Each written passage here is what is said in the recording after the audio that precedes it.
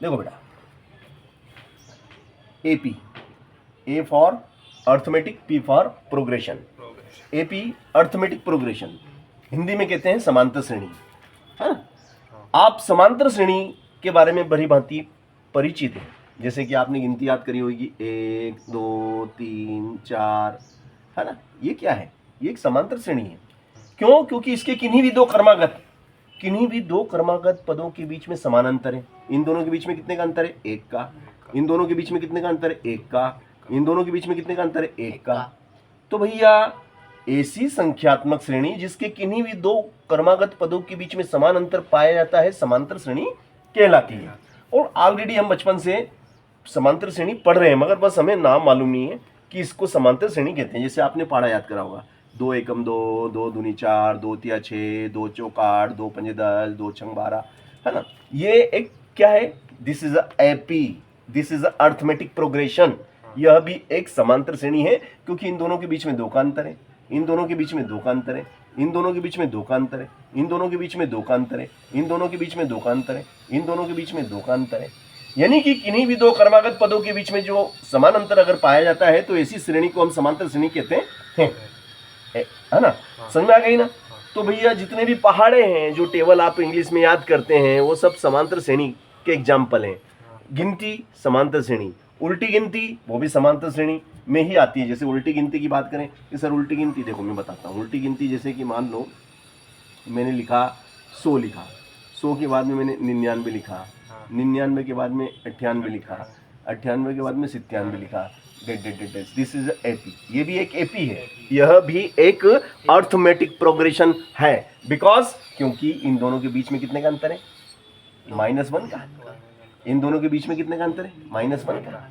और इन दोनों के बीच में कितने का अंतर है? -1 का।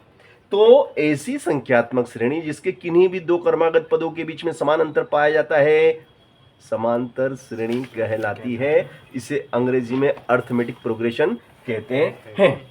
ठीक है ना। अब अपन समांतर श्रेणी बनाएंगे। देखो अपन मन से भी बना सकते हैं, देखिएगा आप ध्यान से कैसे बनती है समांतर। ये रिया समांतर श्रेणी कैसे बनती है, देखिएगा ध्यान से देखिएगा। जैसे मैंने देखो मैंने लिखा भैया, यहाँ मैंने लिख दिया 24। अब 24 में मैंने 3 जोड़े, कितने जोड़े? तो कितने हो गए? 27। 27 में 3 जोड़े कितने हो गए? 27 में 3 जोड़ूंगा 30, और 30 में 3 जोड़ूंगा 33, 33 में 3 जोड़ूंगा 36।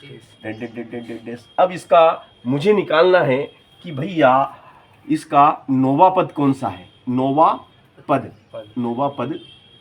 ज्ञात करो। कौन सा पद ज्ञात करना है? नौवा पद ज्ञात करो भैया इसका, कि भैया 9वें नंबर पे कौन है। पहले नंबर पे 24 है, दूसरे पे 27 है, तीसरे पे 30 है, और चौथे पे 33 है, और पांचवे पे 36 है। तो 9वें नंबर पे कितना आएगा? 9वें नंबर पे कितना आएगा ये मुझे निकालना है। तो देखिए यूं तो मैं निकाल सकता हूं कि भैया 36 में फिर 3 जोड़ो तो 39 हो जाएंगे, 39 में फिर 3 जोड़ो तो 40 में तो 42 हो जाएंगे, 42 में फिर 3 जोड़ो, 42 में 3 जोड़ो 45 हो जाएंगे, 45 में 3 जोड़ो 48 हो जाएंगे। तो देखो पहला, दूसरा, तीसरा, चौथा, पांचवा, छठवां, सातवां, आठवां और 9वां। 9वें नंबर पे कौन आया? 48। तो 9वां पद कौन सा हुआ?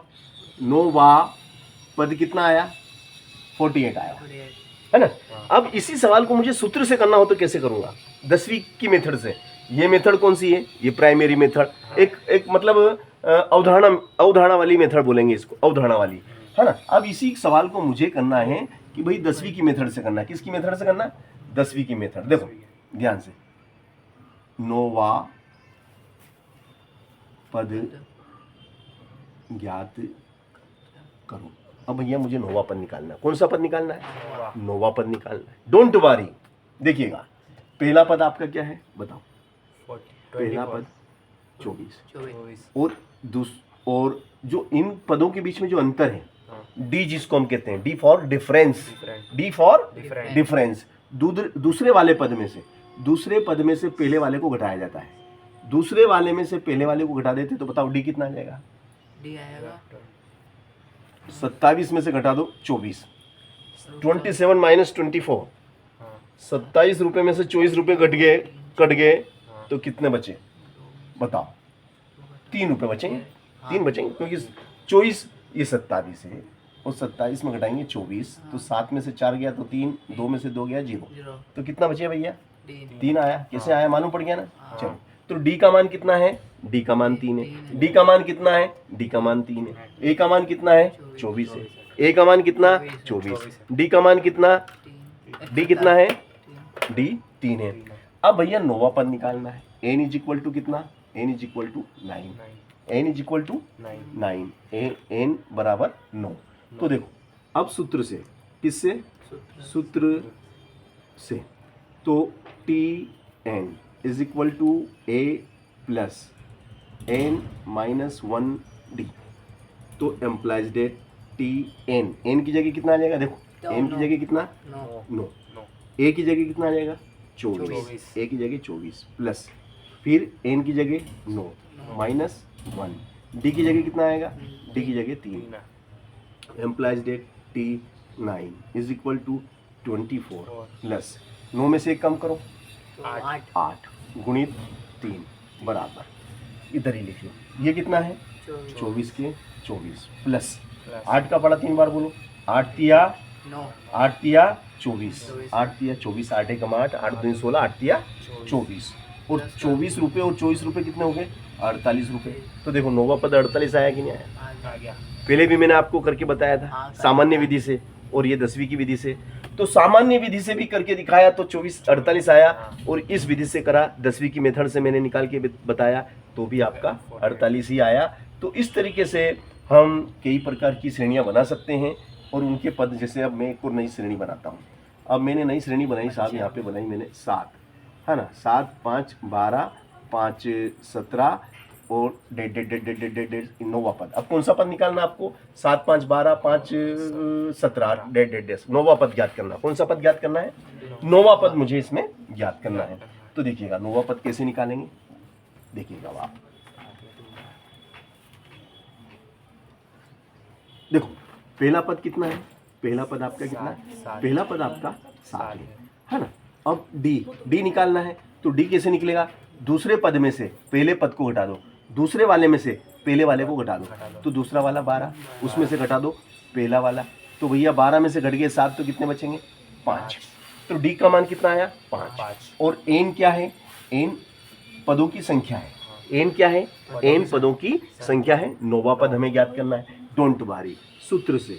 सूत्र क्या कहता है, देखिएगा सूत्र कहता है t N is equal to A plus N minus 1 d, है ना, एम्प्लाइज डेट टी, एन की जगह कितना आएगा, देखो यहाँ एन कितना है 9, तो एन की जगह 9 को बिठा दो, ए की जगह कितना आ जाएगा, ए की जगह 7 आ गया, प्लस एन की जगह 9 आ गया, माइनस 1, और डी कितना है भैया, d is 5, d is 5, implies date T 9 is equal to 7 plus 9 में से एक कम करो, 9 में से एक कम करो 8 गुणित 5, तो employees date T 9 is equal to 7 plus 8 पंजे 40, employees date T 9 is equal to 47। This is answer. 47 क्या है, हमारा उत्तर है। अब उत्तर की जांच करके देखें कि वाकई में हमारा 47 आता है क्या, देखिएगा। अब देखो उत्तर की तुम ही बताएंगे, देखो तुम ही बताओ, 7 में 5 जोड़े 12, 12 में 5 जोड़े 17, 17 में 5 जोड़ो 22, 22 में 5 जोड़ो 27 में 5 जोड़ो 32 में 5 जोड़ो 37 में 5 जोड़ो 42 में 5 जोड़ो। देखो पहला, दूसरा, तीसरा, चौथा, पांचवा, छठवां, सातवां, आठवां और नौवां पद कितना आया 41, देखो आ गया। तो ये अपन ने सामान्य विधि, हर कोई कर सकता है ये विधि से, मगर ये 10वीं की मेथड है। आपको इस मेथड से परीक्षा में करना पड़ेगा तो ही नंबर मिलेंगे, अन्यथा आपको नंबर नहीं दिए जाएंगे, है ना। ये तो मैंने इसलिए बताया कि आप उत्तर की जांच कर सको, अपने उत्तर आराम से अपने उत्तर की जांच स्वयं करें, है ना। हम हमारे उत्तर की जांच स्वयं कर सकते हैं, ठीक है, इसलिए मैंने ये आपको बताया, ठीक है।